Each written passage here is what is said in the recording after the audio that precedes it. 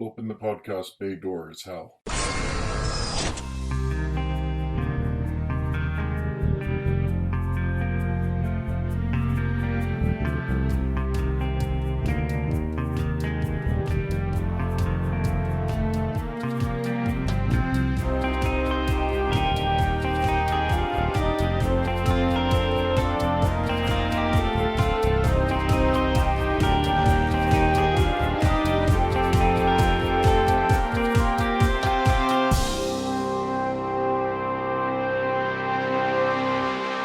Hello everyone and welcome to episode 129 of Welcome to Geektown. We'll be doing a quick intro this time as we have another hour and a half long episode of She-Hulk and related talk. Once again, Brooke and Andy from the Kiss Your Franchise Goodbye podcast joined me. Now, before we dove into our discussion of episode 3, I got a message from a listener about episode 2.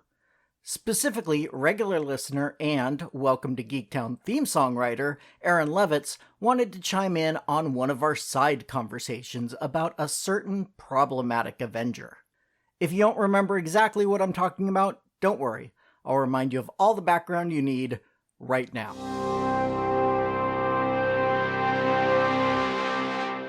We, last episode, dove in quite a bit about the potential of Star Fox and introducing him into the Marvel Cinematic Universe. Oh, yeah. And what his powers could mean and how problematic they are and all of that sort of thing. And he wanted to point out that, to use his words exactly, he says, what makes this an interesting moment to discuss that is that we're talking about merging Jessica Jones into the Marvel Cinematic Universe right now. Oh, yeah. And that was very much integral to her first season. Mm-hmm. That same sort of thing. Yeah. But I pointed out to him when I responded, and I'll bring up here, that the Purple Man with his power set was presented as definitively a villain in the story. Right.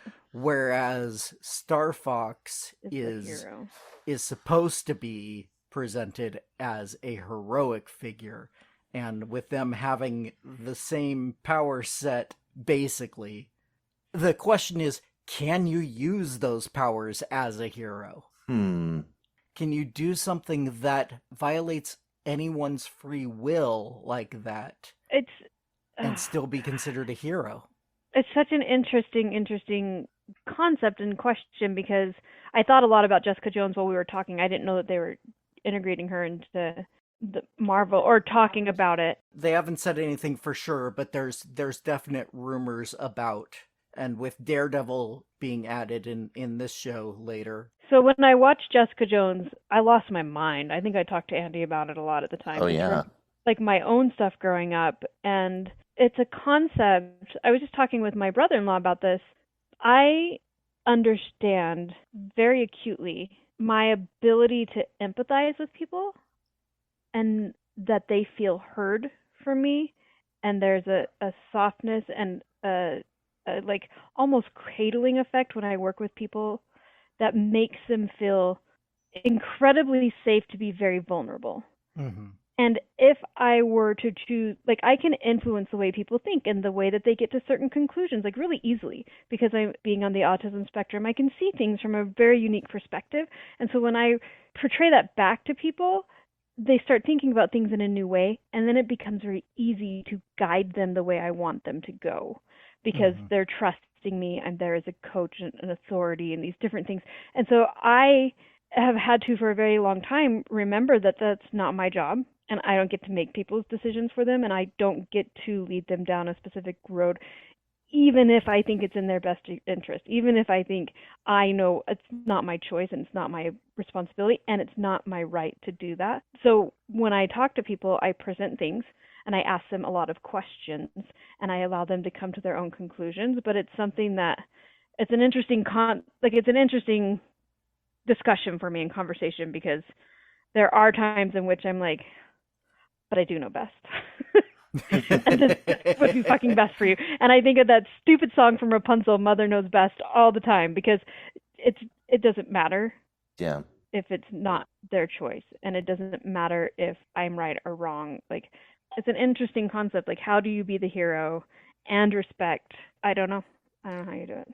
With great power comes great responsibility. I think you can have someone who's like, oh, I can mildly make some folks be attracted to each other or something, in the same way that, like, oh, if I'm tending bar at a party and a bunch of people get drunk and start making out with each other, am I, like, responsible for them losing consent? Like, that's an interesting question. At what point do I become morally culpable for those actions? Well, people are choosing to drink and they're aware of what potential effects that might have on them. Right. So there's definitely a difference there between a bartender and someone like Star Fox or Purple Man. Totally. But so I guess my question is, could a hero be like, I have these big parties and I'm just going to make everybody kind of love each other, and, Or even a Mean Girls thing of like it psychologically, to manipulate people into going down a specific road. If you're in tune with it, it's not that hard, right? Like, yeah, it doesn't mean you're always going to be able to do it, but it's easy to influence people to a degree. Yeah. But it's completely immoral. Completely. Right. There's nothing good about it. So, I don't know. Be interesting. Very interesting. Well, thank you to Aaron for Yeah. adding your voice into the conversation. Remember, everybody else listening, I'd love to hear from you. You can email me at welcometogeektown, all spelled out, at gmail.com, and join in the conversation. But now, why don't we move along to this week's episode? The People versus Emil Blonsky. I think that this episode is the first one that we have the status quo set. Yeah. I think the first two episodes were about getting Jennifer first to get her powers, then to get her into the superhuman law division, and now this is like a second pilot almost, in that this is what a typical episode of the show will be, from what I'm seeing of it anyways. Yeah, it wouldn't surprise me. It becomes like a case of the week sort of thing. And my favorite joke of the episode, where she points out, oh, we're bringing the A and B storyline together. Yes. It's like being very self-aware that this is a TV show and that this is how we're structuring it. It seems like, yeah, that's probably where they'll go. Should be fun. I like it. I was a little sad to see that it was just She-Hulk Attorney at Law, and not that they weren't continuing with the, like, changing the tagline after the initial. I was like, aw, bummer. I wanted it. Yeah. Well, in the comics, there was a period of time where Jennifer lost her license to practice law, but still worked for the law firm, but instead as a bounty hunter. And so they could do that in future seasons, maybe, and, have it be She-Hulk, superpowered bonds bailsman, rather than She-Hulk Attorney at Law, or, While they may not do it every episode, I could totally see them continuing to have fun with the title. Yeah. That'd be depending funny. on what's going on in her story. It's She-Hulk the Bounty Hunter. Yeah. Yeah. Yep. And right now, what's going on in her story is dealing with Emil and the aftermath of learning about his escape from prison. I noticed that maybe this is part of it is her anger at the situation, but I noticed how much more confident she was walking into the prison this time, as opposed to last time when she stopped at the little laser gate the first time and was like, am I okay? I'll duck under here? All right. And this time she's like, nope, just walking right through, showing my license. You know who I am. let's get to a meal and get talking. I think it shows she really is more in her element and more comfortable being Jennifer than being She-Hulk at this point. And that continues to be the case, and the tension. I'm sure that the arc of this season is going to be about her eventually coming to terms with this and being comfortable being She-Hulk all the time. And when she's arguing this case, when she's actually doing lawyer things, she's in the pocket. She knows what she's doing. So I think that was really great to see. I really liked that. Yeah, me too. As I've mentioned, in the comics, she's much more confident as She-Hulk than she is as Jen. So it's an interesting reversal from the comics to the show. Right. But I'm really liking it so far, seeing it in that direction rather than her wanting to be She-Hulk all the time and avoiding being Jen. And this is where we learn that Wong, supposedly, at least according to Emil, forced Blonsky to leave the prison and have this fight. But that Emil then returned of his own free will. Now, I watched the scene in Shang-Chi that was the fight between the two, and then the aftermath where Wong returns him to the prison. And, first off, I think it kind of shows that they didn't really get Tim Roth until She-Hulk. Mm-hmm. They just used him for a little bit of motion capture or facial capture, but Tim Roth does not have any lines in Shang-Chi, so there's no actual conversation between him and Wong. So it's hard to say from the Shang-Chi conversation, or lack thereof, whether or not Emil is telling the truth here. But it seems reasonable, at least. Yeah, I don't know, Brooke. Do you have strong opinions? I mean, I'm inclined to believe Wong just because, kind of no nonsense guy. What reason is there for him to lie here? It'll be interesting to see if a reason does come out later, but it's kind of the same thing. Like, if I didn't know better, I would put Wong on the autism spectrum, right? Like, I'm just going to show up, I'm going to say whatever I'm going to say because it's what needs to be said and it is what it is, and not think about the consequences of it until after I've said it, and then be like, oh, skipping out. By the way, I'm going to go now because I'm not going to prison. So it doesn't seem like, but then on the reverse of that, if there were a reason, I think he would handle it exactly the same way, right? If there were a reason to be lying, there just doesn't seem to be motivation there, and it doesn't seem to be kind of how he operates. It seems like he's going to operate in a realm of truth because there's too many other things going around him, time-wise, and all the other things that he's got going on. Like, I don't think there's a lot of space in his existence for dealing in lies or manipulations. So I think it seems like he's being very straightforward. Yeah. At this point in the show, we haven't actually gotten Wong's point of view on it. Excuse me. But yeah, that's okay. We can skip ahead and back a little bit. I thought we were talking about I apologize. So it does seem like they are basically both telling the truth, although it still feels like there's things being left out or being retconned or something, because like the fight in Shang-Chi, I thought when I watched it that it was basically staged. Yeah. That Wong and Abomination knew who the victor was going to be, and it was arranged to turn out the way it did.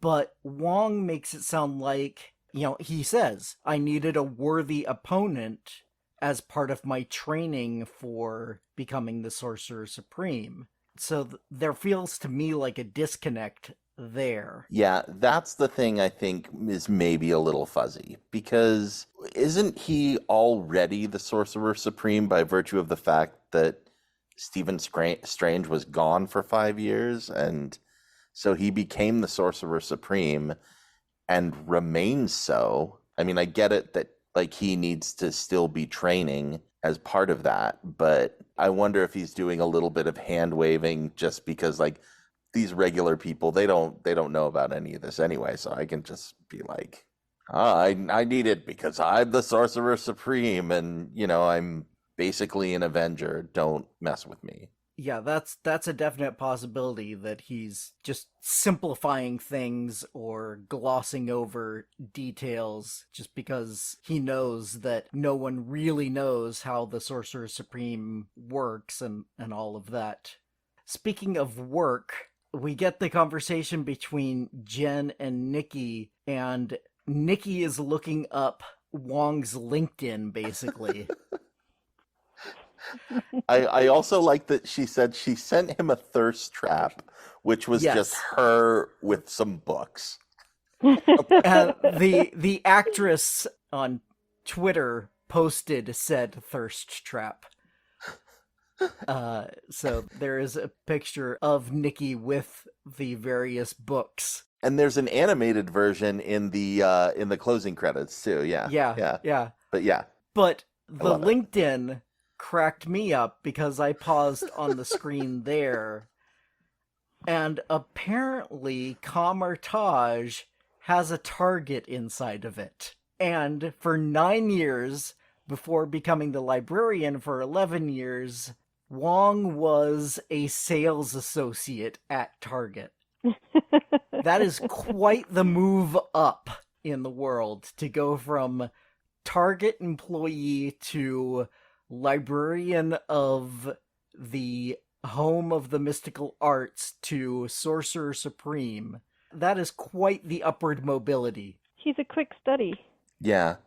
But this makes me really happy. Brooke and I have a couple of friends who both work at different Targets, but like they're heroes. They're amazing people. It's like, oh, I'm working at Target doesn't mean you can't be Sorcerer Supreme. Oh, it's like, keep reaching for it. I love it. It's great. Retail employees, you know, I meant nothing negative no. about working for Target. No, I think it's the opposite. It's the opposite, I think, yeah.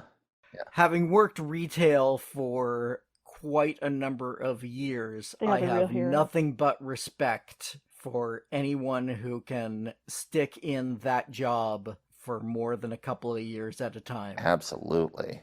Yeah. These little jokes, I love them. They're just, they're so funny. Yeah, the little details that you get when you pause or, you know, read quickly or whatever, I enjoy. The other thing I noticed on there was, I don't know if Nikki is using Jen's login or if Nikki is also friends with Bruce Banner, but that is their one mutual connection. On the app. That would be fun. Have Bruce Banner be on my LinkedIn. That'd be great fun. Yes. And probably good for your career, too. Probably. I have an Avenger who's willing to say, yes, he's a good employee. Do you think Hawkeye is friends on LinkedIn with, like, the people from the Renaissance Fair that he hung out with on the Hawkeye show? I don't know. I'm throwing more silliness out there, but I'm going to go with yes. Yes. Yeah. I think Hawkeye needs all the friends he can get right now. I think Grills, definitely. Mm-hmm. I don't know about the rest. Yeah. Grills, yeah. Good call. So, moving on from there, wrapping up the phone conversation, we get another fourth wall break, which was one of my favorite fourth wall moments in the show so far, when she's basically telling us, Now, I know you're probably thinking this is a cameo a week kind of show, but no, that's not how it is. Except for Bruce, and then Blonsky, and now Wong. Okay, just remember whose show this is. It reminded me of that scene in The Emperor's New Groove when he does a similar thing, and he, like, breaks out the picture. He's like, this movie isn't about John Goodman, it's about me. this guy. Like, this is my movie. And I'm like, that's, yeah, again, a good joke. Very funny. Yeah. Although the way she completely lets go of the wheel and the cars Disconcerting. keep driving around, I was like, okay, how do these fourth wall breaks work? She's in a Tesla. It's she fine. is completely disconnecting from driving on the road. So at that point, does she realize that she's in a production car and that she's actually being towed? Yeah. Or how does this all work? Again, reminds me of another hilarious joke from one of my favorite comedies of all time, Strange Brew, where Bob and Doug McKenzie are sitting in the front of the van. He's like, hey, do you ever notice in films, like, how they don't look at the road because they's like being towed? And they're just, and they like just stop looking at the road, and they're like, Yeah. like, hey, hoser drive. And they're like, it's like, yeah. Again, I very disconcerting. Brooke, I like your take though. It's a Tesla. It's self-driving. It's a Tesla. She's fine. She's fine. I don't know. I You don't don't think trust a Hulk would Teslas have a yet. Tesla? Oh no! I think if anyone needed a self-driving car at any moment, it's someone who could randomly turn into another being that they may or may not have like cognitive control over.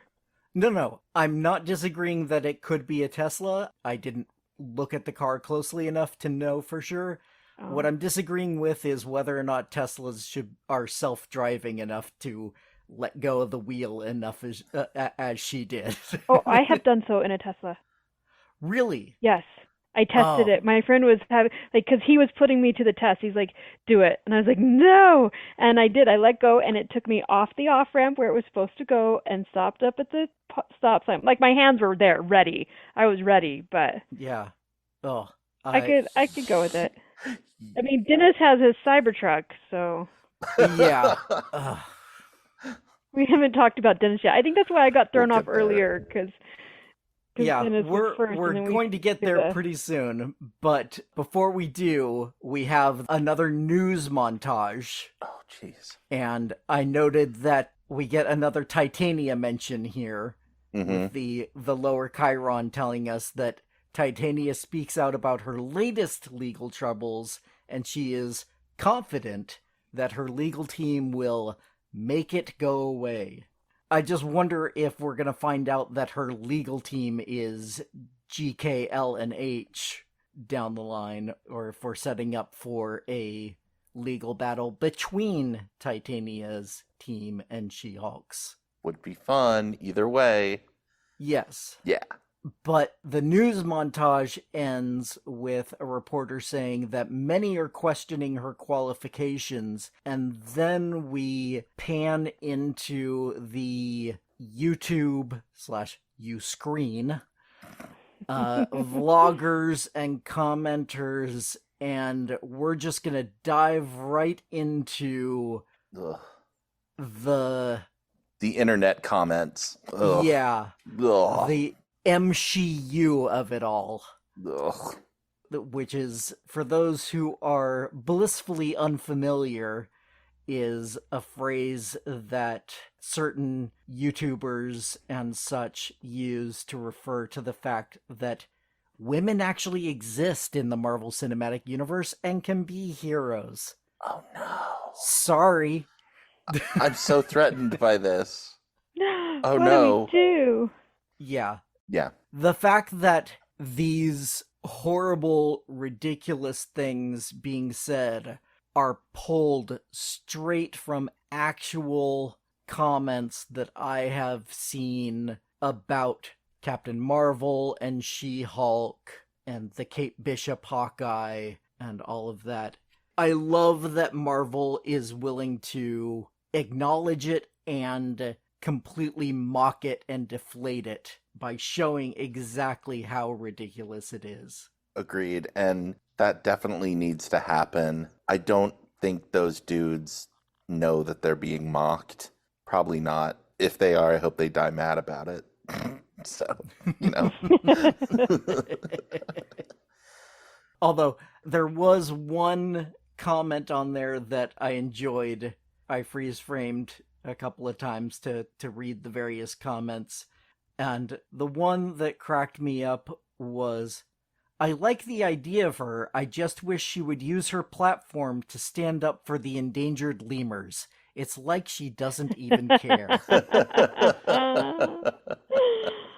And, there are those people who will make everything about their personal cause. And so I read that and thought of them, and it just cracked me up. That's wonderful. But Jen is trying to ignore all of this internet talk. And Nikki is saying, no, you've got to get out and get control of the narrative. Mm-hmm. Yeah. Which I think is good advice. Agreed. We'll get to it later, but Emil basically gives her the same advice later. Yeah, that's what I was going to say. It's a little frustrating that Jen seems to ignore the advice from her friend and instead listen when basically a stranger gives her the same exact advice. When a man tells her. Well, I thought about that too, but I think it was more that she had just lived through this experience of having to go and be at court and stand up for this person, and when he said it, she realized that she had formed a story about Emil in her own mind, Mm-hmm. and that people were going to do the same thing about her unless she did control the narrative. So I've decided it has less to do with a man telling her to say it, but my initial reaction to that too was the same thing. Like, come on, listen to Nikki. She's got your back. Yeah. At the very least, I would have liked to have a moment or a line where Jen says, Nikki, you were right. I should have done this earlier. Yeah. Or something to that effect. Yeah. To at least acknowledge that she was getting the good advice all along. It just took her a while to listen to it. Well, at the same time, I mean, maybe she wouldn't want to say that after, again, we're skipping way ahead, but that interview. We'll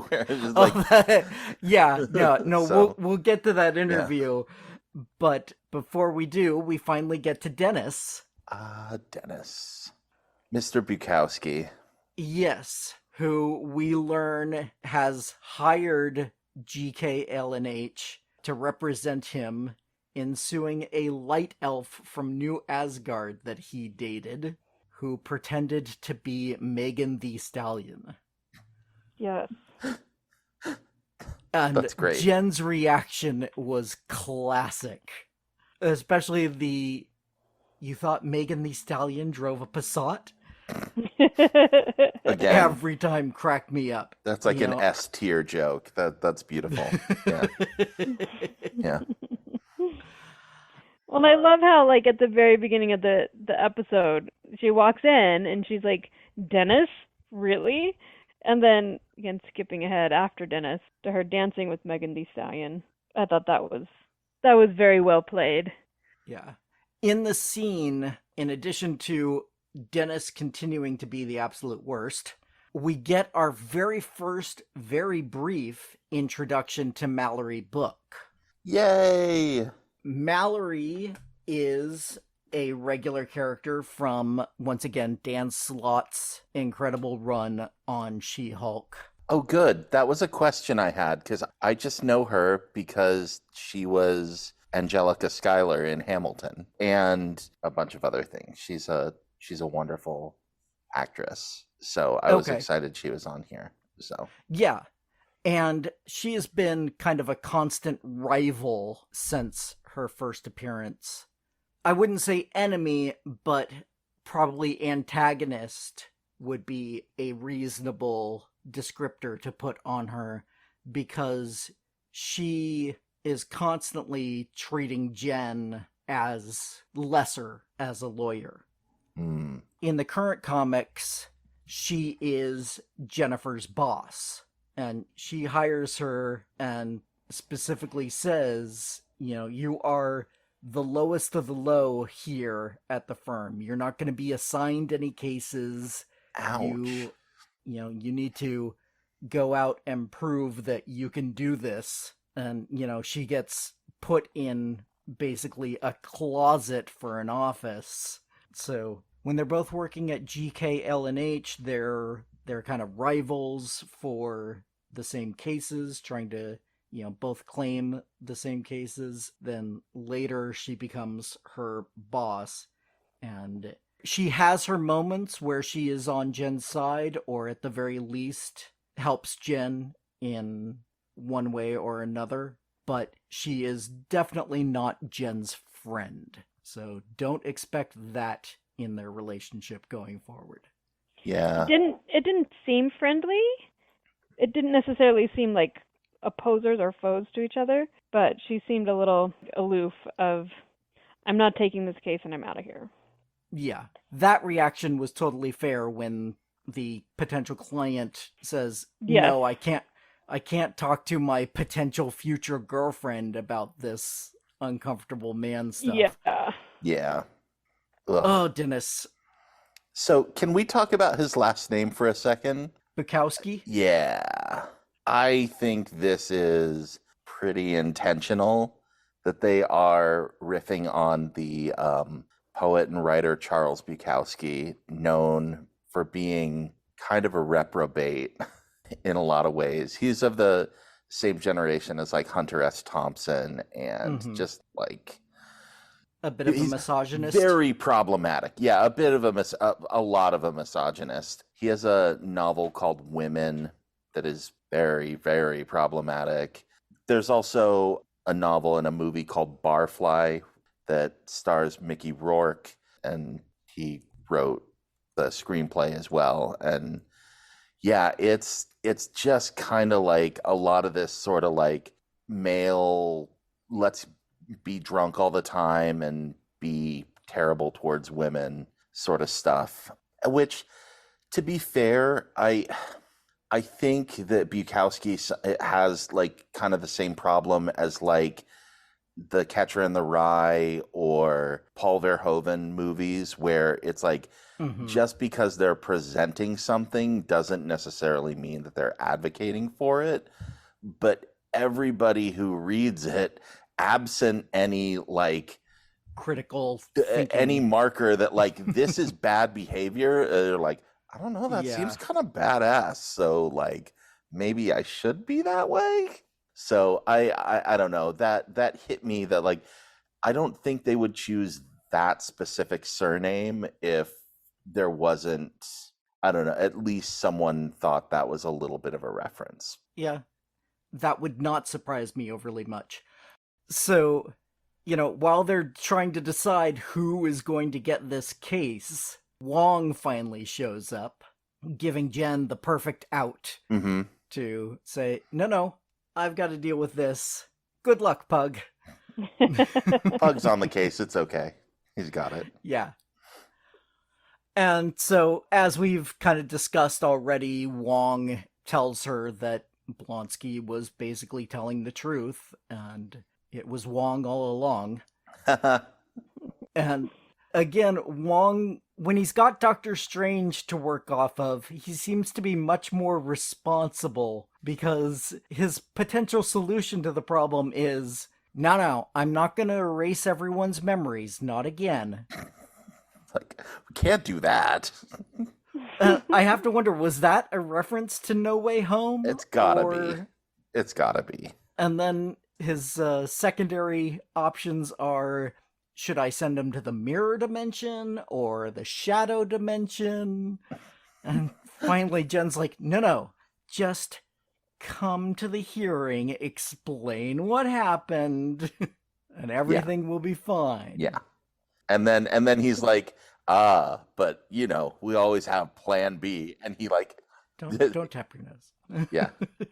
The first couple of episodes I thought were a little soft on the humor. I mean, there were definitely a couple of moments where I was laughing out loud, but I think now that they've gotten past those intro episodes and gotten into the status quo of the show, there's a lot more humor to it than there was in the first two. Yeah. And part of that humor involves going back to Pug and Dennis, where we learn exactly how much money this light elf ended up scamming him out of. No, I'm not stupid. No. Not 200,000. Only 175,000. Please. You know. And again, pointing to the complete cluelessness of Dennis and exactly how out of touch with reality he is, Pug says, that's enough for a house in some parts of the country. And Dennis is like, yeah, right. Yeah, right. Dennis does not live in the real world. No. I also appreciated the shaking hands awkwardness. Oh. The fist bump.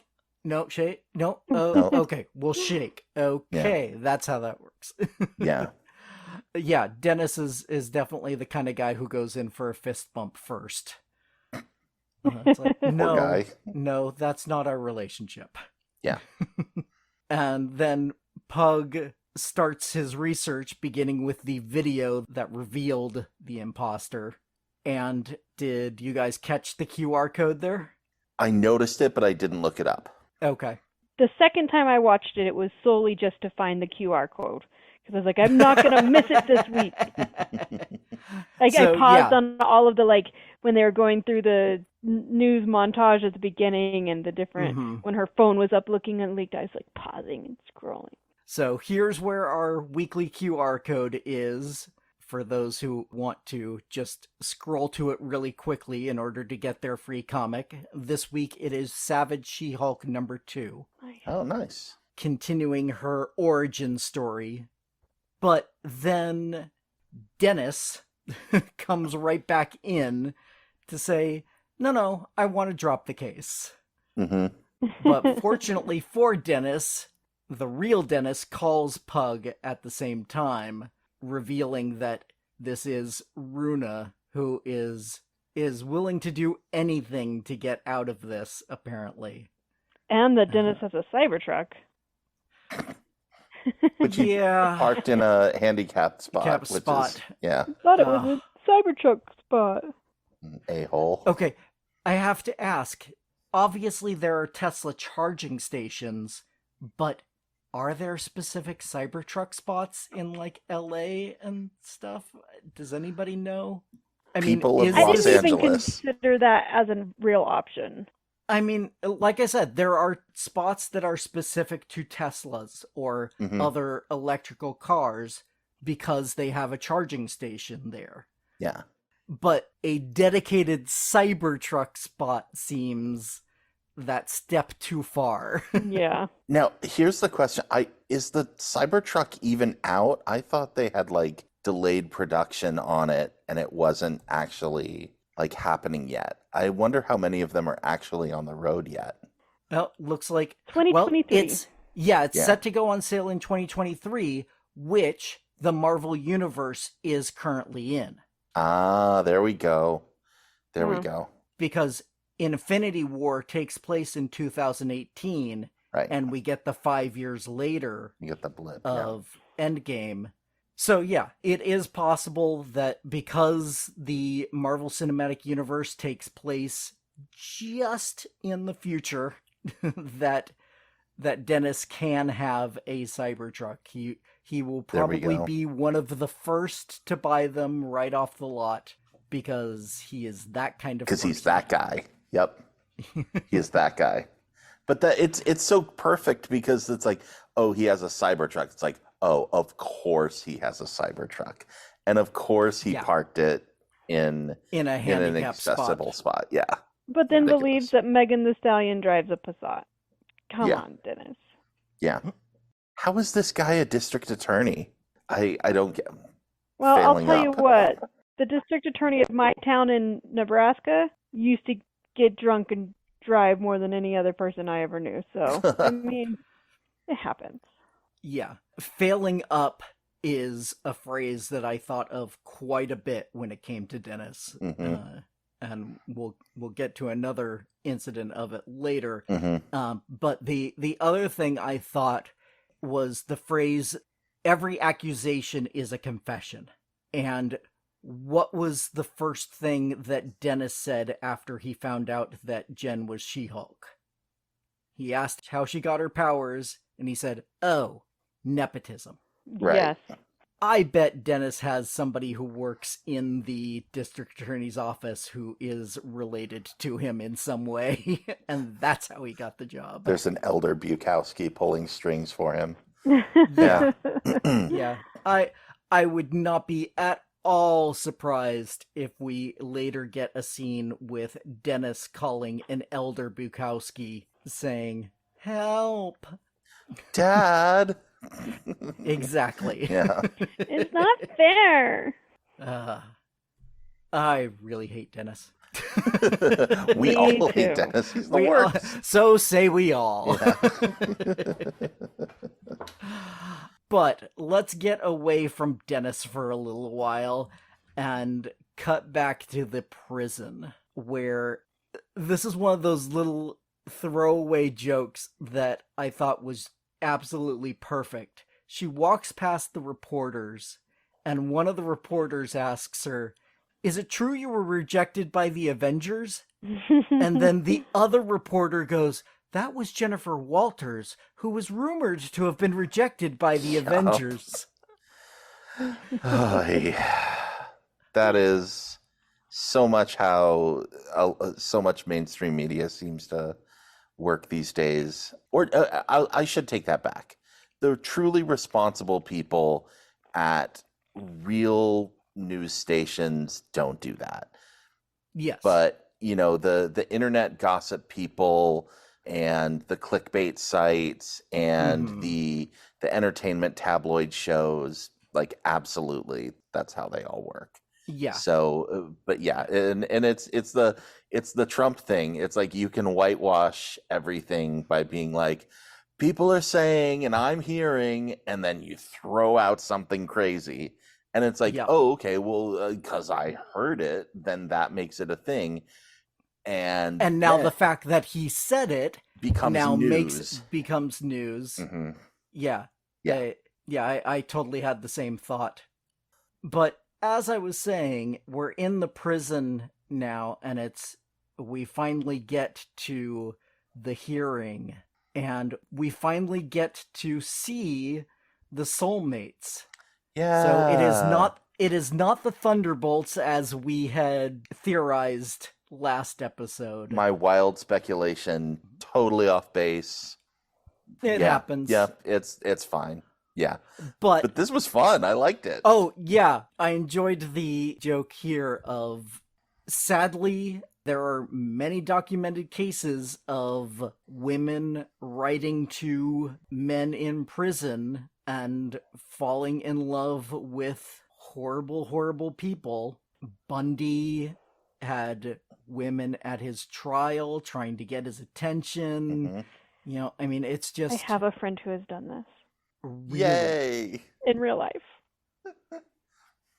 Oh, please tell me more. I don't know if it's my story to tell or not. I should have messaged her before I came. It's not a secret to people in her life, but yeah, I mean, she was leaving a bad relationship, and she was like, you know what?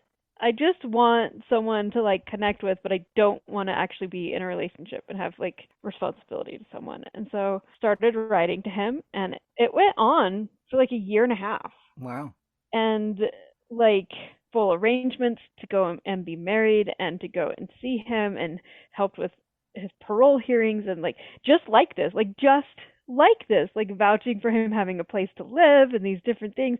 It was fascinating and incredibly toxic and horrible, and has since done a lot of her own personal growth and healing, and like she and I talk about it and laugh all the time. So like I don't feel like I'm overstepping here, but and you haven't said her name or anything like and that. Identifying. I have seen it happen.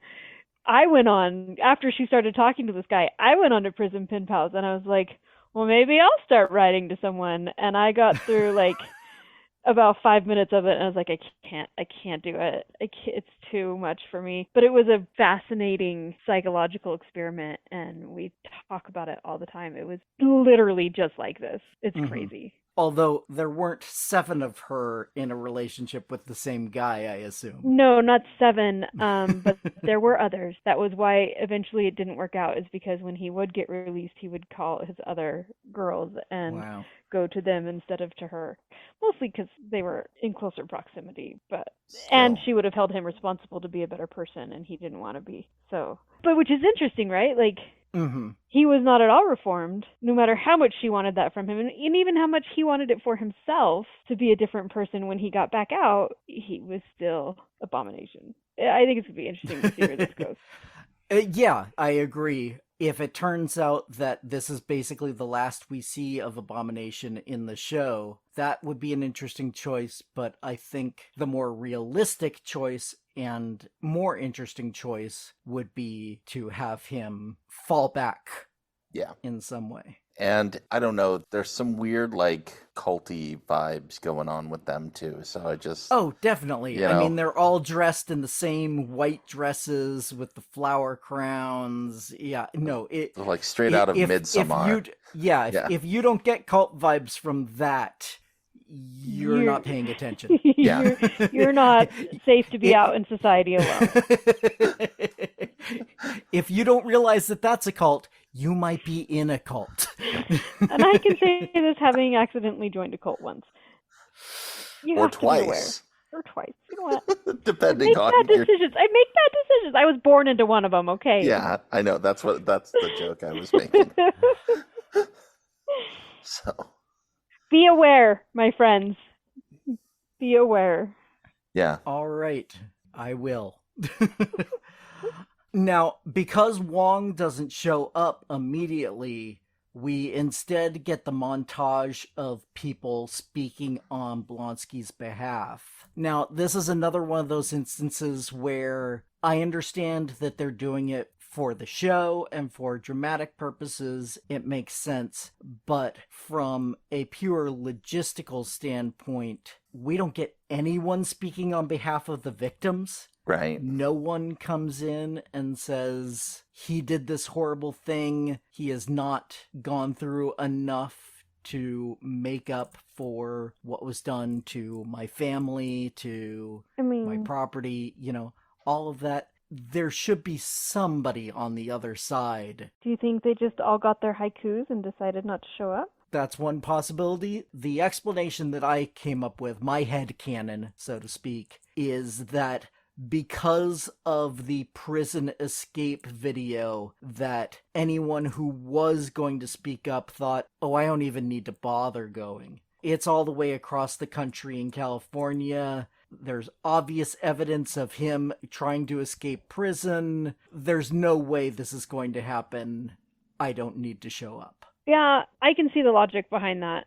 In my mind, the high publicity of it all and all of the reporters and everyone around it makes me feel in my gut, like, I don't think they all bought the haikus like Bruce did, but all of the publicity around it makes me think that they would have at least written in, like there would have been an outpouring of people writing in and saying, please don't do this, or he did this to our family, or we were at that fight.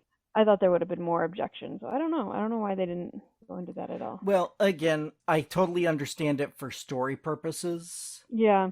I understand why the writers would choose to do that, but it was still one of those things that just kind of bumped me. As someone who has, at the very least, watched a lot of lawyer shows, Right. if not, and has watched enough actual trials and at a read parole enough hearing, about... do they go though? Yeah. No, I have definitely read about parole hearings where families of the victim will come and testify and say, this is what this person did, and either I forgive him or I don't forgive them, and they still need to continue to be punished. Got it. I have heard people testifying on both sides of it as a victim or family member of a victim. But the fact that we didn't see any of that, like I said, it bumped me. Well, I don't think we even saw, like, an opposing counsel. That's true. Yeah. That's really weird because I didn't think that happened at parole hearings. From my own experience, when the guy that I sent to prison was up for parole and they let him out like 2.5 years early, he served 3 months, I just got a notification that he was out. So I don't know. I know it does happen, especially on high-profile cases. Yeah. Yeah. If you had kept in touch with the right lawyer, you probably would have had an opportunity to speak. They might have to, like, put some notice in the paper or something that says, Oh, you know, this parole hearing is happening at this interesting. time. I don't know all the details of it. I would have to reach out to my lawyer friend and find out what they know. Curious, and curious. I'm sure it varies from state to state too. Yeah, And, That's you know, that's probably also true. yeah, I don't know, but yeah, I agree. It didn't seem like your typical legal proceeding where you have two sides represented. So the No. parole board kind of played that role of being like, and no, we're, you know, We're not even gonna bother. Let's make this brief. yeah, We know we're not gonna give him parole. It seemed to be a one-sided argument with the parole board acting as both prosecutor and judge right. at the same Yeah. time. So, but I mean, good for story. It moved along. It was funny.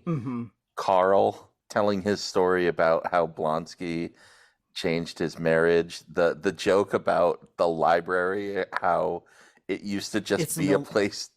Do you have the It's full no thing longer there? just It's like, a quiet place to shiv people. that's so good. That's such a good joke. And how they are now making kombucha. Yes, toilet Toilet kombucha rather than toilet wine. Ugh. Kombucha is like it came out of a toilet. So there, I said it. Cancel me. I'm with you on that. I love kombucha, although one time my former stepson picked up my glass of wine and took a big swig of it thinking that it was his glass of water because they were in different colored cups but similar, and he spit it out immediately and he was like, "Oh, what is that?" And I was like, "Kombucha. Sorry you didn't like it. Maybe you will when you're older. Give it back." Anyways, Wong does finally show up, and we've already heard his explanation enough times, so they skip over a lot of it by just saying, "Have you ever heard of a kumute?" Which I had to look up because I had not heard of one. And apparently it's just a karate training regimen. It's a sequence that you go through to train in karate. There are various types that teach you different forms and such. And one of them is obviously fighting a giant 9-foot tall gamma irradiated monster, you know, like you do. Well, yeah. Like you do. It's how you get your green belt. Right. So we cut from there back to Pug and Dennis. The B story, as it gets called out a little later. And I enjoy that they try for the diplomatic immunity defense, but that only works if you're a diplomat to the location that you're in. Right. Or a family member of a diplomat of the location that you're in. She is an elven diplomat to New Asgard, or at least one of her parents is. And so, since she is neither in Niflheim nor New Asgard, she does not qualify for diplomatic immunity in New York. Nope. Sorry, she's not in New York. In LA. In LA, yeah. Yes. Or anywhere where she's impersonating Megan Thee Stallion, so, you know. Well, no, or a judge. I mean, if she was in New Asgard impersonating Megan Thee okay. Well, Stallion, yes. then she could qualify for diplomatic immunity. Right. She tries the... I enjoy how the music swells as she starts in with Thor's speech about how Asgard is a people, not a place. And the judge is like, wait. Thor's inspirational speeches are not admissible. Are not admissible evidence. Very good. And here's a strange little detail. Her name is Runa. Runa in the comics is a character but is not a light elf. She is a Valkyrie. Hmm. Specifically, she is the Valkyrie that basically has Tessa Thompson's backstory. Really? Yes. Interesting. There was a comic book character who was simply referred to as Valkyrie. Right. And she was a member of the Defenders in the 70s. You know, she was a recurring character in Marvel Comics. But when they introduced Valkyrie into the MCU, she was portrayed very differently. And so later, they introduced a Valkyrie into the Marvel Comics, who is much more similar in presentation and in story to the Valkyrie we know from the movies. And her name is Runa, which I thought was very weird that they used that same name for this mischievous light elf who's basically a not quite villain, but is a criminal at the very least. Mischief maker. Yeah. Yeah. So just a weird choice on Marvel's part, I thought, to use that name when that name has been taken in the Marvel Comics by a very different character and one who is represented in the Marvel Cinematic Universe. I did not know that. That's fun. We'll see where she goes. Well, I'm sure she's just sort of out of it for now. Yeah, I think the format of the show, as we've kind of said, is probably going to be the case of the week sort of thing. And I think Runa is probably out of the show, maybe to show up in a little cameo here and there or something like that. But I seriously doubt she'll be a recurring character at this point, especially since she has to serve 60 days in prison. Yeah. Yeah. The other little note I had on this scene is that it turns out I mispronounced Pug's real name last episode because up until this point, I've only seen it written. Ah, yes, one of those. Yeah. So it is actually pronounced Pugliese. Interesting that they get Pug out of that, but it's written like Pug. It's Pug. So I had been pronouncing it Pugliese this entire time in my head, but now we get a canonical pronunciation for Augustus Pugliese. So, we get a little bit more of this trial, and I have to commend the actor here who played the judge, because, he makes his ruling saying, you'll have to prove that he actually was scammed, but at the very least, it's going to trial. And he makes that ruling and he walks away, and then the judge comes back. And like I said, I really have to commend the actor here because he played that just different enough. He had like a little bit of a lilt to his voice.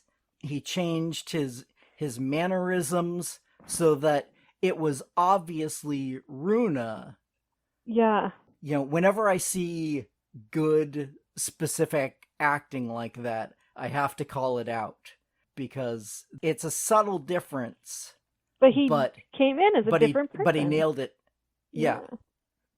It's one of those moments where you're like, when she was pretending to be Dennis, she didn't have to do that much different. Because he's so flat. Well, and also, she knows Dennis well. So, she comes in and she's like, hey, bro, I thought about it and I decided, and the conversation goes on. But she has Dennis's mannerisms, such as they are, down pretty pat. Whereas somebody who it's her first day meeting them, she's not going to be able to imitate them as well, even though she can shapeshift and get their body and voice down right, but she's not going to be able to get their mannerisms down. Well, that was one of those comedic moments when she walked out as Pug. And yes, acted Pug like Dennis, right? Like, oh, if Yes. this is how Dennis is, then I'm going to act the same way as Pug is Pug, but only as Dennis. And then he's like, I didn't say, you guys know me. You know me. When he's just standing there looking at his coworkers, being like, I'm not sexually harassing you, I swear. Yeah. I thought yeah, that was no, very funny. The line of, I love sexually harassing women. That's my bag. Yeah. Like, no, I don't. No, it's not. You guys know me. And I mean, that would totally be my reaction as well. If someone pretended to be me and said that I did something well, I don't have to pretend. That actually happened to me at one point. That's a long story that I'm not going to tell on the podcast. This show is hitting home for us in some really weird ways. In some really weird ways, yeah. Anyways, enough of my ancient trauma. We once again cut back to the A story where Wong is speaking on Emil's behalf and even explains that he offered Emil asylum in Kamertage, but he turned it down. So this is giving me hope that Blonsky actually has rehabilitated himself and won't go on another rampage through LA or Harlem or wherever he happens to live after he gets out. Because if he's being offered asylum, if he's being told you can totally get out of jail, and he says, no, I want to serve my sentence, that is the sign of a man who wants to be rehabilitated and is doing the work to move on. Was I the only one who, as he's saying it and like going through it, was I the only one who was like, okay, so what's his angle? Yeah. Why did he come back and serve the time and find the pimp house? Like, is it for the women to? Like, is he playing a long game here? Of, all right, I'm gonna build up this new character inside of me, or is he really rehabilitated? Like, I kept going back and forth, like, when you're watching a horror movie and you're trying to figure out who the real murderer is, and you think you know, but you're still investigating all the possible options. Like, I kept doing that with him, and in my mind I was like, I think he's really rehabilitated, but in the end, after he turns into Abomination and is still cognitively in control, I think it's like, well, now he has to be, or they're never going to believe it again. Like, he can't blame the transformation anymore. Right. He placed all of his cards on the table, and so it seems like he's kind of got to be. Yeah. If he goes back to being a villain at this point, there is no way of rehabilitating him anymore because you'll never believe him. Right. So I don't know. I mean, we'll see. And, Thunderbolts or Dark Avengers, they don't necessarily think they're the bad guys either. So we'll see. Yeah. And as you pointed out, Brooke, Blonsky does at this point transform into the Abomination and then transforms back and is like, see, I have it completely under control. Now, did you guys take the reaction as realistic? I thought that was a little over the top. It was a little over the top. Because he even prefaces it with, oh, if me transforming is what worries you, let me, and he takes the time to take off his Crocs. I love that he's wearing Crocs. That's, again, A+. So it's not like they were completely caught off guard with what he was doing. And he was still inside of his cell. Mm-hmm. Yeah. So it seemed over the top to me. But, I've never been in that situation. So I don't know for sure, but I wanted to get your guys' view on that and know if you also thought it was over the top or not. I felt like it wasn't. Just for the simple fact that Jin then says, you can see he's had the ability to leave this cell at any moment and has chosen not to. So, like, feeling and not having seen any proof other than as soon as he changes, he's going to be uncontrollable. And then here's a monster that's in jail for horrible things. They've literally named him Abomination. And all they know is that as soon as he changes, there is no control. There is no him anymore. It's just monster. And so, like, if you're to look at a little kid and say, okay, I'll give you this cookie, but if you get hyper, no more cookies for you, knowing that the kid's going to eat the cookie and can't control how hyper he gets, right? So even if the little kid's like, no, I promise I won't get hyper. I promise I'll go right to bed. I promise. I promise. You know damn well that kid is not going right to bed. Mm-hmm. And so to have Emil saying, no, it's good. It's good. I'm going to be fine. I promise. It's like, okay, but you're not. You're really not. And now you can leave that cell, and now you're going to kill all of us. And the trauma of, half the world being snuffed out and 5 years later, like, just not knowing, that's a really scary moment.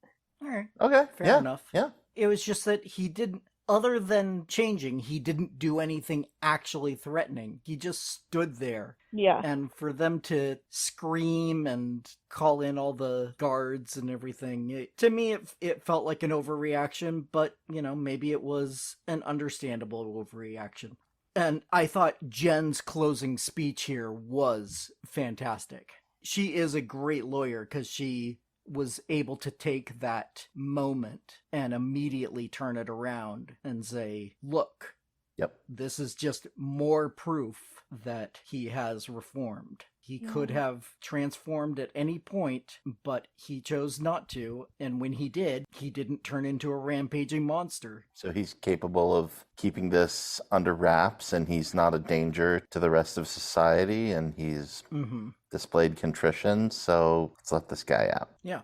Yeah. And so the board adjourns to consider the case. And it's at this point that, as we noted earlier, Wong is told, by the way, you just confessed to a crime. He's like, oh, see ya. Gotta go. I think, for the most part, I've tried to avoid seeing new promos and such, but I think I've seen a shot of Wong in a standard courtroom rather than the parole board hearing. So I think that might be our next case. Uh-oh. Well, that might be interesting. I mean, yeah, happy to have him back, Oh, yeah, I'd love to have Benedict Wong back. His comedic timing and delivery is great. So he fits in perfectly in the show. But I'd love to hear the argument against him going to jail because he confessed to a crime of forcing a prisoner out of prison. Yeah. And then fighting in an underground fight club. Although that was outside of the U.S. court's jurisdiction, so they can't really do anything prosecute about that. But yeah. You can't put the Sorcerer Supreme behind bars. Like, literally, you...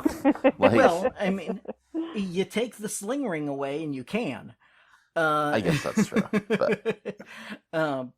But, yeah, you can't use he's too important as a defense. Mm-hmm. Too big to fail. Oh. I mean, that's kind of the argument. Like, this guy has to be... It is, but then the law. You've already locked away at various points Ant-Man, Falcon, Hawkeye. Mm-hmm. You've put these people behind bars. And you would have put Steve Rogers and Natasha Romanoff and... Yeah, if you had been able to catch them. Yeah. And Scarlet Witch. Yep. Who is as powerful, if not more powerful, than Wong. Yep. So you can't use that as an argument. So right. What her argument would be for his innocence would be very interesting to me. It'd be fun. Let's do that case. Or something else. Maybe something wacky. Who knows? Well, after the hearing is over, Jen has to walk back through the reporters. And one of the reporters says, there are rumors you got your powers from a mafia hit gone wrong. Which Very is fun. It's a nice call out to her original comic book origins. Yeah. It's another one of those little perfect Marvel Easter eggs where they call out something from the comics, but if you aren't aware of the comic book connection, it makes sense within the story or the scene. Right. Because otherwise it's just, oh, it's another story that, like, she's having Abomination's baby, or... Yeah. Right.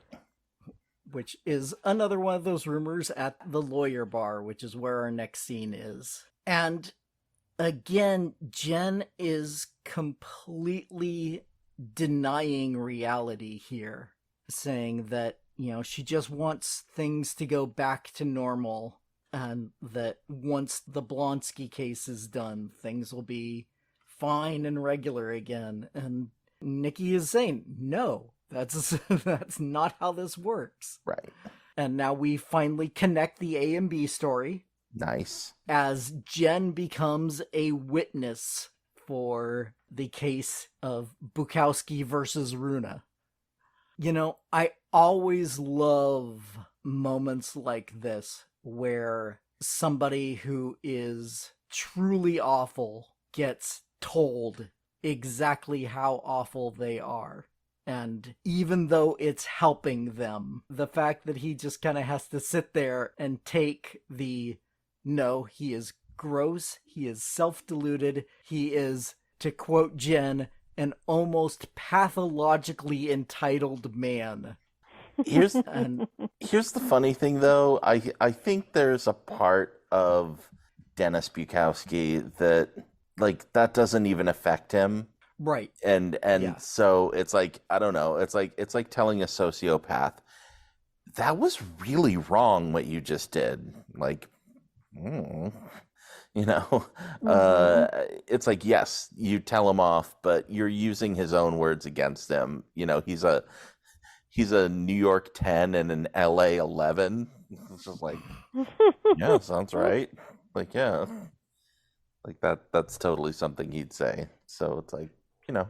Yeah, no, he unfortunately doesn't seem to learn anything from it, but even if he doesn't feel shame for it, there is the public embarrassment of the courtroom laughing right at Jen's repeating of his words.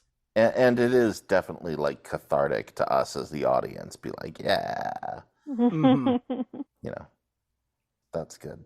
And that is pretty much the deciding factor for the case, it seems, because we quickly cut to the judge giving his verdict, which is full damages, and Runa is sentenced to 60 days in jail for impersonating a judge. And we talked about it earlier, but this was definitely Dennis failing up again.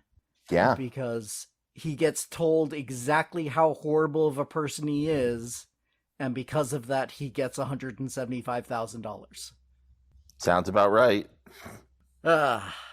So I said last episode how much I hope that Dennis gets some sort of comeuppance, and I don't think this qualifies because, like I said, even though he gets told exactly how gross he is, he doesn't take it in, it doesn't hurt him in any way, and in fact, it wins him this case. So yeah, I'm still hoping that something worse happens to Dennis and that we get some sort of catharsis.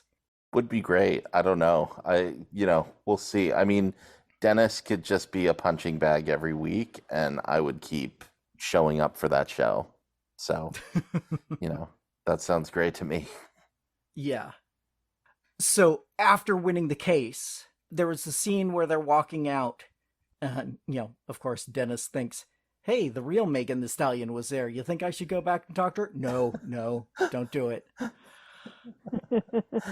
And Dennis says, I wish they could take her powers away so that she couldn't do this to anybody else. Right. And apparently this inspires Jen, and this is her first time having the thought of a power dampening collar as part of the condition for his parole. That felt like a stretch to me.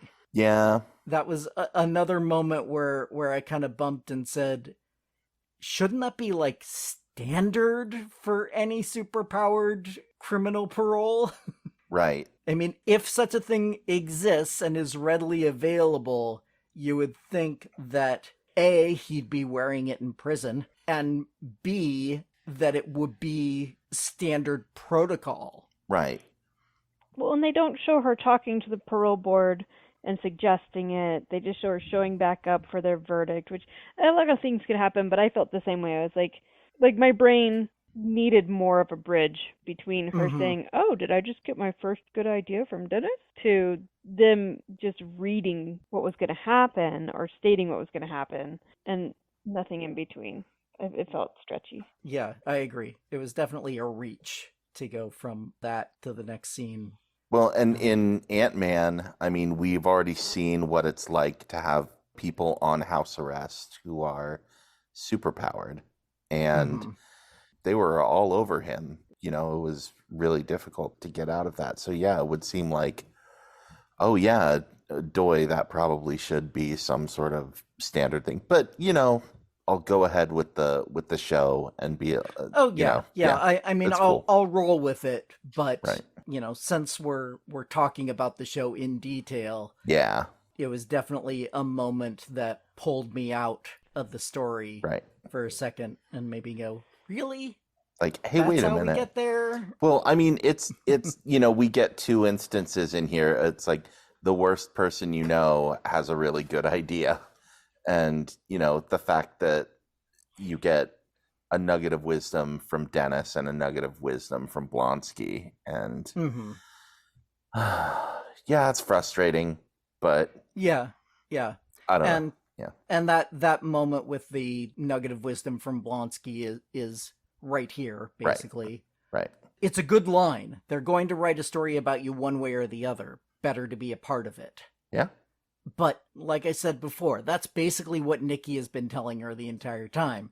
Right. So was it just he said it eloquently enough to get through to her? Or, you know, I enjoyed your explanation, Brooke, that it was the experiences she had leading up to that helped her finally break through and get to that revelation of needing to talk to the news and to get in front of it. Yeah. I wish that my line of explanation was more believable. That's how I justified it in my mind, because I've had those experiences. But like we talk about on our other podcasts, like, did they imitate life on purpose, or did they just fail up and get lucky? I don't know. Whenever a show like this has a moment where it doesn't quite connect, if you're still enjoying the show, your brain will make those connections and will come up with your own headcanon of, okay, this is how it happened. You know, this is how we got from point A to point B, even though they didn't show us that. And if you're not enjoying the show, then you're just going to harp on those moments and be like, this is why the show sucks. Yeah. Yep. And I'm still on the first one. I'm still willing to come up with the headcanon, because these are little moments that pop up in every show, but it's a fun show, it's a funny show, and so I'm definitely willing to go along for the ride and forgive these little moments here and there. Yeah. And speaking of funny shows, the interview with She-Hulk on the news, I thought was one of the funnier moments. I'm guessing the writers are not fans of most of the mainstream media, though. Yeah. Because this is the second moment in this episode where we've kind of called out the reporters and news people for being a little shallow or taking the easy route when it came to questions or rumors or things like that. The reporter literally asks one question, gets the answer, and then as he goes to break says, when we come back, She-Hulk's going to share her diet and exercise secrets. And literally at the same time, Jen and I both said, I'm sorry, what? It's true. I mean, again, it's the legal things and not really showing what really happens. Like, of course, that would never actually happen on a major news program. Like, you sit down with a producer beforehand and, like, you know what the Right. questions are you're generally going to get asked, and you have answers and you've rehearsed and yada, yada, yada. But I think the point that they were making about how vapid the media is and that, like, oh, those are the questions that Especially they in would LA. ask. Yeah. As I mentioned last episode, I grew up in Southern California, and so, the local news versus the national news. A lot of the reporters on television are literally just failed actors who would rather be acting in a scene rather than interviewing somebody. And so those kind of news people who are like, yeah, let's talk diet and exercise tips and, all that sort of stuff. It was exaggerated for humor's sake, but not by much. But not too much. Yeah. Yeah. Yep. And then, again, this being a superhero show, we do want to have a fight scene every now and then. And we get it now when Jennifer returns home and is attacked by the wrecking crew. I lost it when it was revealed that it was the wrecking crew. When that ball fell down, I'm like, oh, bleep, it's the wrecking crew. And I'm like, these are the stupidest, like, this is the stupidest team ever. And I love that they used it. And then I love that they called them out that they're the stupidest team ever. It's great. It's like them and the Serpent Society. It's just like, wait, what? We're all snake themed. Yep. Thus, we form a team. Yep. Yeah. I wasn't alive when the Wrecker first appeared in the comics. So, from my point of view, the Wrecking Crew has always been a team. So, it was interesting for me to go back and do a little research on them and find that it was originally the Wrecker just by himself as a single person who then escaped from prison with 3 other prisoners and basically gave some of his magic power away to his prisoner friends, and so they became the Wrecking Crew together. It's very different from what we learn here, which is that these 4 just apparently robbed an Asgardian construction worker. That's so good. Oh, it's perfect. I was almost expecting a Village People joke at this point. Mm-hmm. We didn't get that, but another moment that I loved is Jennifer's reaction. At first, she's like, "Oh no, what's happening?" And then she's like, "Oh wait, I'm She-Hulk." Yeah. Does her transformation and just wipes the floor with them. Which, some people are complaining because in the comics, the Wrecking Crew has taken on Thor and at least been competitive or, at least made it a reasonable, drawn-out fight. And so there are some people who are like, she should be able to take him on that easy and whatever. But I will also point out that in the original 1985 Secret Wars, we literally have a panel where She-Hulk completely takes out the Wrecking Crew by herself. So, there is established continuity that says she could totally do this. And obviously, this Wrecking Crew has a different power set from, at least a slightly different power set from the original comic book version. So a lot of the people who are making that complaint are really just complaining that a female superhero was able to take out this team. But the point is the team is stupid. Like, Well, that's the great thing about. But okay, follow me. I'm gonna do a little bit of algebra here for 1 second. Okay. Thor likes to say, like, he's the strongest Avenger.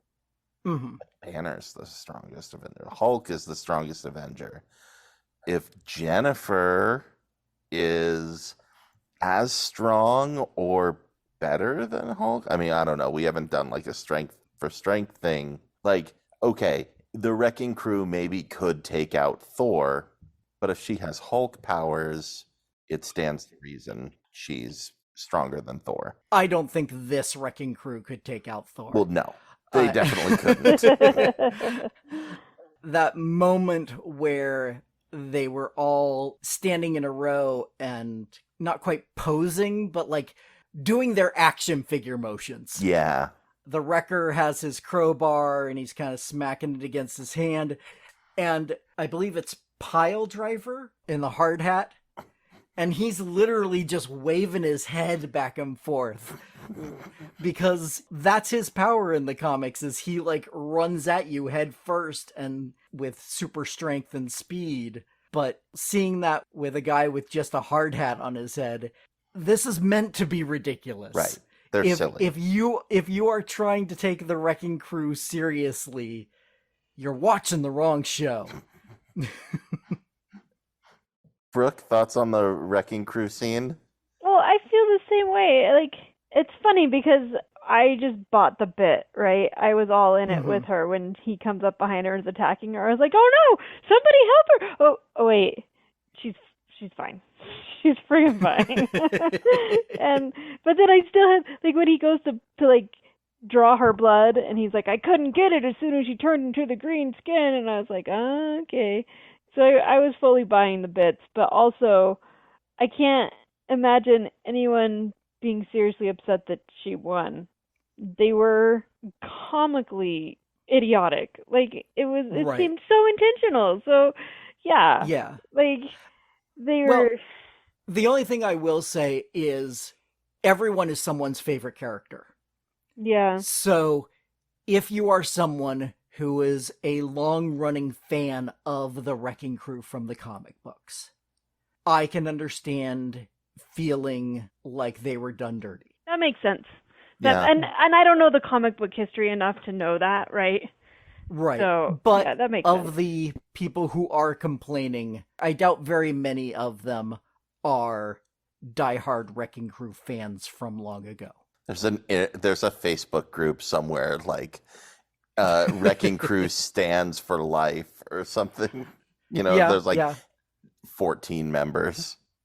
They're really and really for those hardcore. 14, I feel bad. Yeah. I understand. I have had favorite characters of mine turned into jokes. My favorite character is Speedball. So he has been treated poorly in various stories and such. So I understand that, but at the same time, most of the people who are complaining probably haven't read any appearances from the Wrecking Crew. So we'll just move on from there. Yeah. But before we completely move on, you and I, Andy, in episode 1 talked about She-Hulk's blood and how, there was that very specific scene with Bruce having the samples of her blood and destroying them with the laser and saying, this is going to make you a target. This, people are going to be after you specifically for this. And sure enough, the Wrecking Crew was there under orders to get her blood. Yeah. Because we find out when they get back in their car that the boss is going to be mad. Yeah. So I think that's probably our big mystery of the season is who's the boss? Who's the boss? It's Mona, obviously. Oh, wait, no. Well, yes. Bono. Yes, I did set that line up for the easy volley there. Yeah. Thank you. I appreciate it. But yeah, and I mean, who is it? I mean, again, commence wild speculation. I mean, we've talked Thunderbolts, so could be Thunderbolt Ross, who has always wanted Hulk's blood. Could be the leader. Again, I've said I would love to have Tim Blake Nelson back in in this show. But it could be Madam Hydra or Sharon Carter for that matter. I mean, we don't know. There's lots of people out there doing all sorts of weird stuff. So it could be someone we don't know. I'm excited to find out what it is. Yeah. Before I present my theory, did you have any thoughts, Brooke? Anybody from the MCU you think would be the likely culprit? No, I didn't know. I mean, kind Alright. of assume Hydra, but Yeah. that's I don't know. Well, we know from promotional material that Daredevil is showing up in the show. Mm-hmm. And so my thought is Kingpin. Oh, that would also be good. Yeah. Yep. I'll take any and all Kingpin. In the MCU, they have not met up yet. If we're not taking the Netflix shows as fully canon. Right.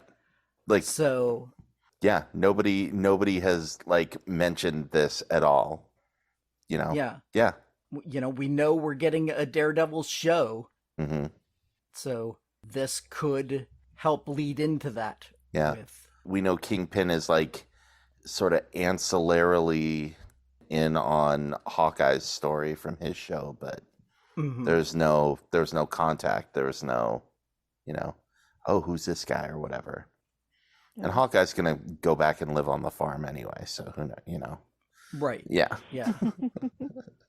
So yeah, I think that would be a good way to get Daredevil out to LA. Mm-hmm. But unfortunately, we'll have to wait and see, because that is the end of this episode, as we get an absolute banger of a closing song called Seize the Power by Yannicka. I absolutely, like I said, that I thought it was a banger. I thought it was one of the best songs in the show so far. That's a really great song, yeah. I've been really impressed with the soundtrack choices that they've done. It's a lot of this isn't music that I generally listen to, right? And either. I absolutely love it. I think they've done really great work there. I've been using Shazam a lot. Yeah. Oh yeah. yeah. It's that is a helpful app, which makes me feel very old when I don't know any of the music, but very much appreciating it. Yeah.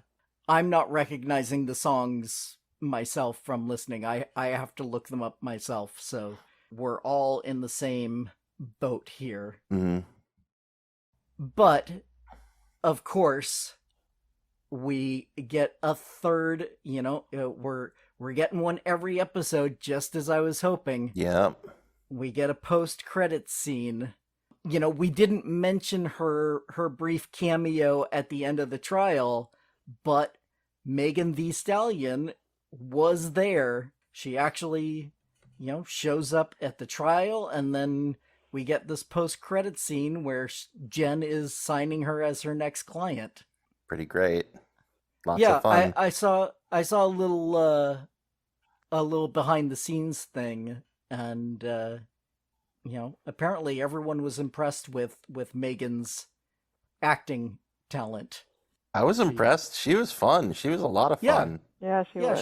She did a good job. She didn't have a whole lot to do, but did good with what she had. Yeah, she's really good at playing herself. Well, but I love No, the little did it great. brief, the kind of couplet there at the very end where Jen's like, "I will kill for you, Megan Thee Stallion." Dial it back. Dial it back. That was so good. That's really great comedic timing. That's really good. It was great. Yeah. And Jen and Megan twerking was, a nice moment there for little cheesecake for anybody who enjoys that sort of thing. I did.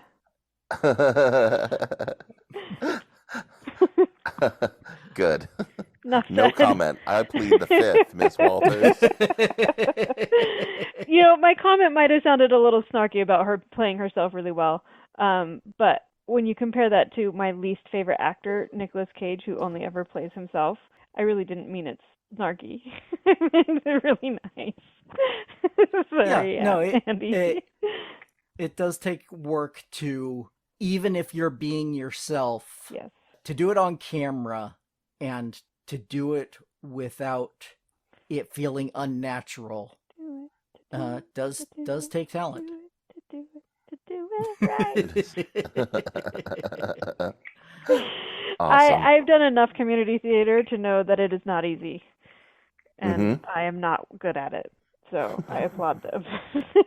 Yeah. Well, I was a theater major in college, so Hey. I also have experience there and know that it is harder than it can look sometimes. We're all a bunch of nerdy theater kids. Love it. Oh yeah. Yeah. Well, was there anything else you guys wanted to bring up? There was a tiny poignant moment at the end of the Wrecking Crew scene where Jen looks at her reflection in the car window, and you can see she's thinking, she's processing. And I wonder where that's going. I mean, I hope it is a sort of moment of realization that, like, oh, this is dangerous. People are going to chase me. People are going to hunt me. Do I need to be She-Hulk all the time now? I mean, I feel like that would be like a logical sort of trauma response. Yeah. Yeah. Yeah. I really hope, I love Jen so much in the comics, and I love her being confident and content with being the She-Hulk. I hope that she doesn't get there through a motivation of wanting to be safe. Right, exactly. I want her to be happy being the She-Hulk, not feeling like she has to be in order to be safe. Well, when I saw that moment, it was this sort of recognition of grieving that I think she kind of I would like them to kind of show. Not that she's choosing it because she is going into being She-Hulk all the time because of grief or being safe or anything like that, but just they've really made a point to show her not wanting to let go of her normal life, and not wanting to move into this space and wanting to be Jen and wanting to be a lawyer and not accept these things. And, Bruce calls her and says, I'm not going to rub it in this time or mock you or whatever it is in the second episode. And he's like, well, not as much. But I think as most of us who have gone through things in life where we have to transition into something new, you can't make it joyous until you give it space to have been grieved what you're letting go of. And when she looked at herself in the mirror that way, that's kind of what I saw from her, was like, oh, this is who I am, and I need to take the time to grieve that I'm not Jen, so that I can make space for fully stepping into this new person and celebrating it. That's the psychobabble part of me, but that's kind of what I recognized in her in that moment, was looking at it and being like, yeah, that old part is gone. And even if they don't explain all of that, being able to just have that moment and then move into being joyous in it, I think would be really powerful. Yeah, I did also notice that moment, but I'm glad you were here to connect to that, because for me it wasn't as meaningful. I don't have the same experience that you do.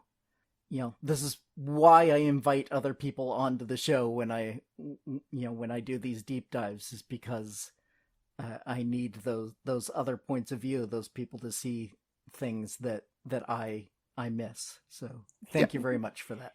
Yeah, you're welcome. Yeah.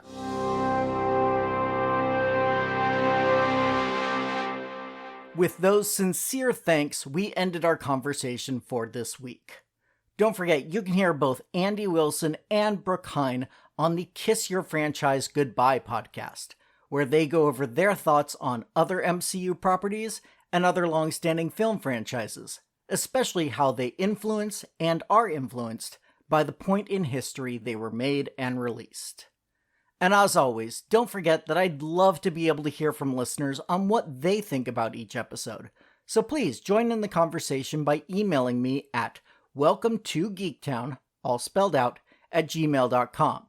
Or you can go to the website, welcome to, the number 2 in this case, geektown.com, and click the Submit a Question link if you prefer to send in your comments anonymously.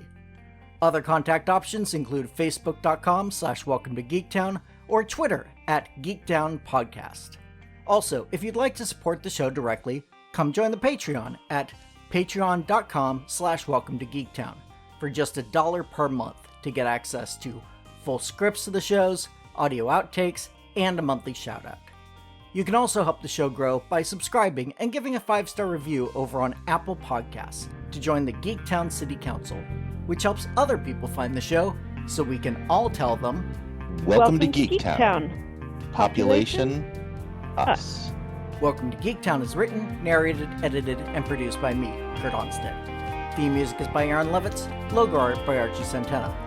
All other sound clips of the copyrighted material, their respective owners, and no infringement is intended, falling under fair use.